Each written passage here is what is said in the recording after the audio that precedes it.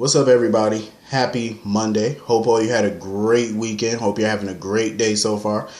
I cannot freaking wait until this situation is over because I need my hair cut like bad. I need my beard and stuff trimmed. Like, I need everything I need it done badly. Like, bad. I'm so tired of this rough look. Like, I don't like it. I hate just this look, like walking around like I don't love myself. Like, I love myself, so I gotta look like I love myself. You know what I'm saying? So anyway, getting into this episode of GH. This episode was a hot ass mess from beginning to end mess. All type of good mess. And I'm here for all of it. I'm here for it. Except for all the, custody talk. That's the only thing that still annoys me, though. It's like I'm sick of them going back and forth over this. It's annoying. So anyway, let's get into the situation. So apparently it was Spinelli that came up in the apartment or whatever that caught Robert snooping. So Spinelli, of course, wants to join forces with Robert. See, I was skeptical at first of Spinelli trying to join forces with Robert because I'm like, and I'm glad Robert pointed it out to him. You recently did something stupid with the parole officer that almost got you arrested, so why would he want to work with you? But Spinelli did counter that, he messed up, but he is a genius when it comes to cyber and technology and all that stuff. So use his strengths, basically. And I agree. Spinelli's not a total lost cause. I mean, you could use his, tech savvy to help you with this Peter situation, while Robert uses his physical and, everything else to fix this and get Peter out the way. So I think this could be a good partnership if Spinelli plays his part. And Robert basically let him know that I'm in charge, and when I tell you to jump, you just say how high. I like it. So anyway, they decide to get on up out of the apartment before Maxie and Peter get home when Robert gets a phone call.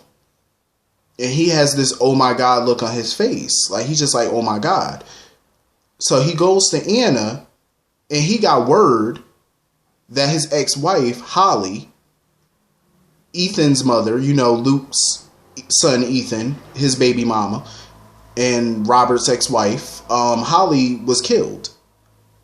Now hold the hell on. I need to know some more information on this before I can really make a judgment call, because we all know Peter made a phone call to his people telling them that he needs a distraction for Robert. Please tell me that this fool did not have Holly killed.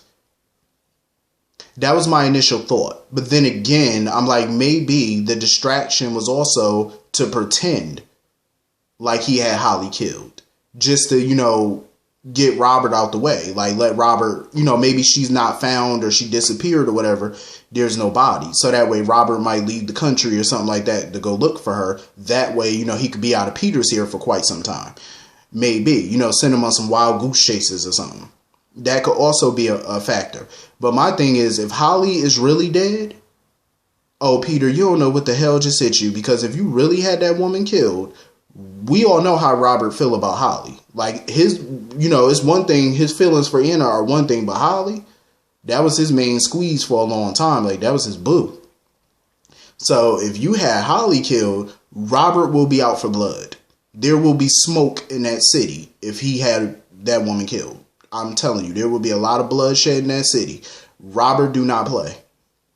Robert don't play. Now, if I'm going to tell you like this, Peter, you keep pushing Robert and you push him too far, he's going to push back on your ass. And I'm telling you, Robert is not the one. Like, he's not to be played with. So hopefully Holly's not really dead. I heard Emma Sims had the coronavirus or something. She was fighting that in London. So if that's true, get well soon. I hope she gets well. That's just what I heard. But yeah, though, I was shocked. I was like, they better not be killing off the Holly character. Like, we haven't seen her in a few years, but still, like, you don't do that. Don't kill Holly now. So anyway, moving on from that, Maxie continues to be stupid. gushing over Peter, telling Anna, oh, I'm going to make sure, Peter worked hard for this life and I'm going to make sure nobody takes it. Okay, Maxie, just take yourself on home and continue to be stupid. That's your prerogative. I have nothing further to say really about Peter or Maxie at this point because I'm disgusted. Like, literally disgusted. Like, where's your brain? You know what's so funny? That a lot of people say men think with their other head and not this head. Well, the same can be said for women sometimes. Women think in other areas too. And clearly that's where Maxie's thinking. Because I'm like, you obviously are so digmatized that you can't see what's in front of you. Like, is it that good? Like, some of these women, y'all must be, some of the characters, the women on this show, some of the characters must be getting that good at home. Because for y'all to be so, dense about what's in front of you, it's like, come on now, get some sense. Get some sense. Like, if things aren't adding up and you got multiple people telling you something about your man, why are you not listening? Why? Like, people who don't need to lie to you. Like, I just don't get it. But anyway, moving on from that.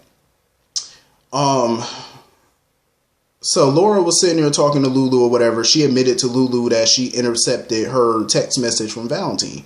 And she went and had a sit down with him. And she basically was like, yeah, Valentine, he's not a good person or whatever. Like, he's done a lot of things and he might not be a great influence on Charlotte. But a lot of the good qualities that you see in Charlotte really comes from Valentine, though, in the years that he raised her.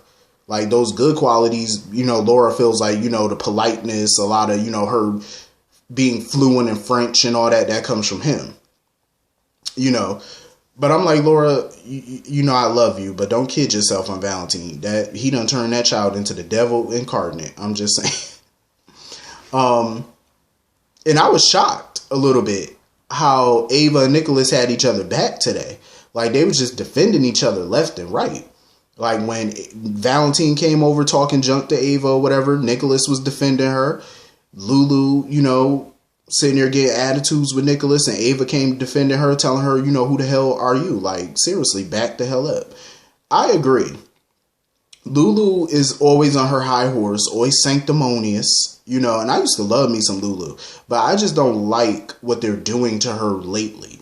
Like, I just don't like it. They're turning her into such a nagging shrew.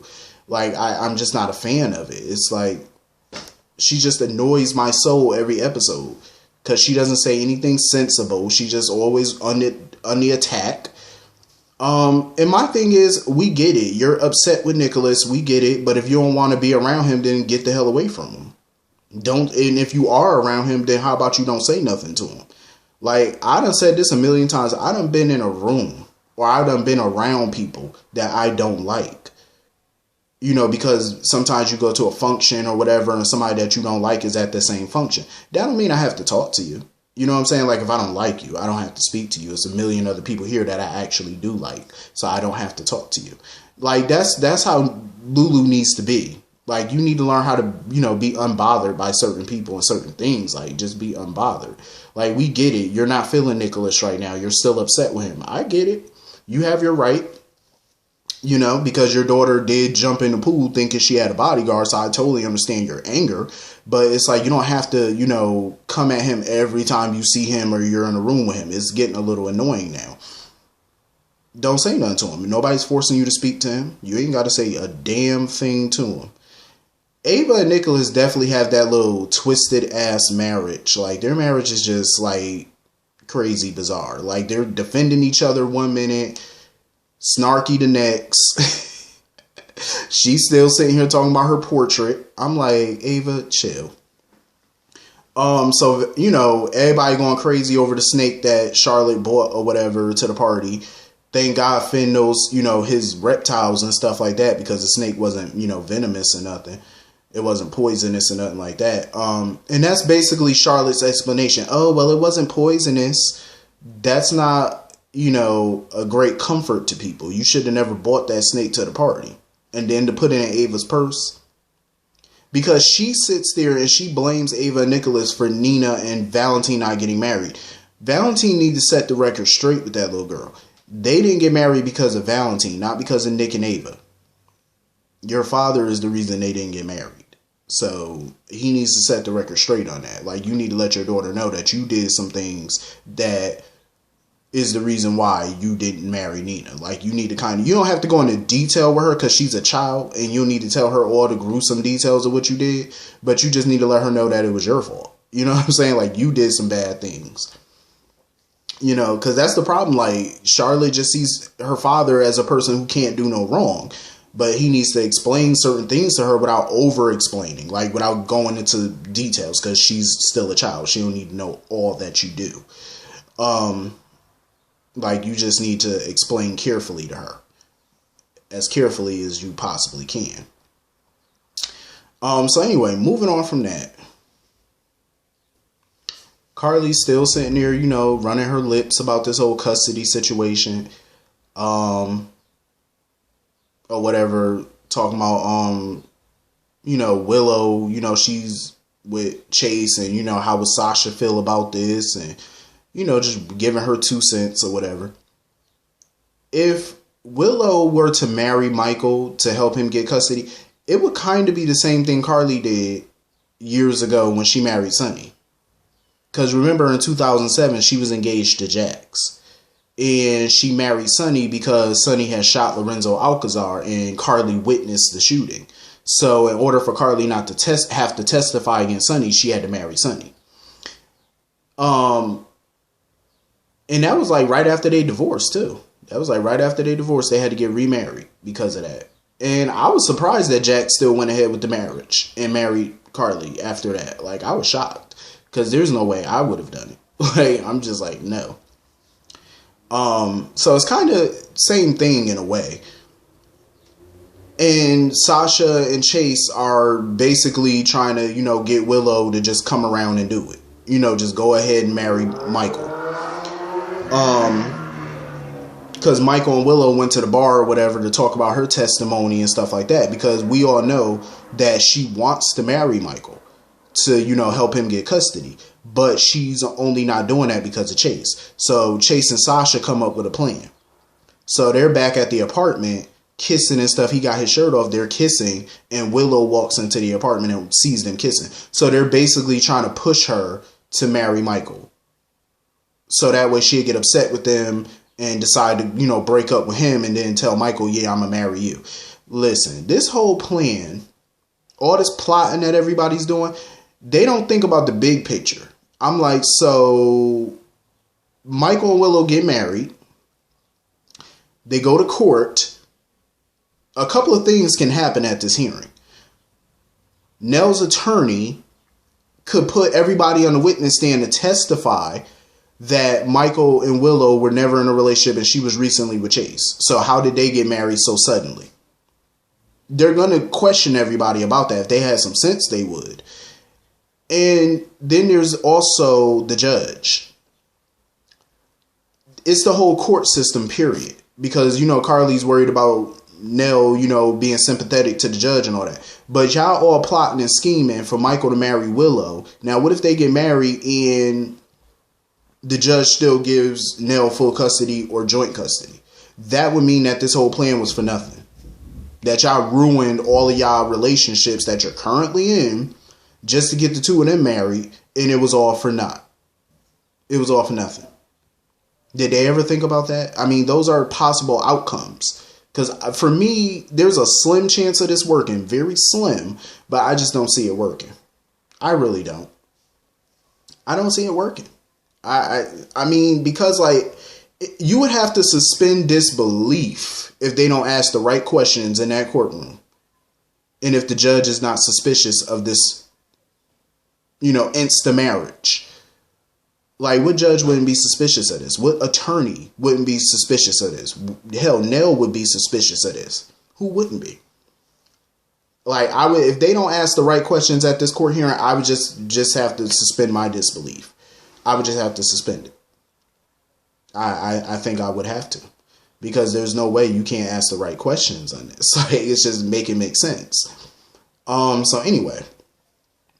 Jason and Sonny are sitting there talking or whatever about Cyrus and, you know, Jordan being under Cyrus's thumb and how Jason got to set up the meeting and stuff. So as Jason's setting up the meeting, he leaves, comes back. Sonny gets a call from Turning Woods. His father had another fall, and apparently it may be a seizure. Like, I feel bad for Mike. Mike is just going through it. Like, that old man, I feel bad for him. I think this is why when he was lucid, he was just trying to tell Sonny to let him go. Like, I think Mike just doesn't want to continue on like this, you know, falling, having a seizure, all this stuff. Like, he just wants to go in peace. Like, he just doesn't want to continue on living the way that he's currently living. And I totally understand. I mean, I wouldn't want to live like that. You know what I mean? I just couldn't live like that. And back to this whole custody thing real quick. I'm just so sick of them just keep saying that, oh, Diane, you know, she believes that, you know, Michael needs to provide a stable home. There's plenty of single fathers out there. There's plenty of single mothers out there. You can still provide a good, stable home without being married.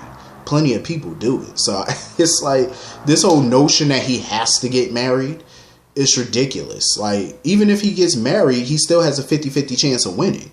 Like, your odds don't change just because you're married. And you already know they're going to put Willow on the stand. They're going to bring up the Colt situation. Everybody's dirt is going to come out. So it's like, either way, it's still going to be 50-50 because you just never know what a judge is going to think. You know, you can't read a judge's mind, so it's going to be tough. But anyway, that was pretty much the whole episode. Hit the comment section and let me know what y'all thought about this episode. I will see y'all all later. Have a great day. Peace.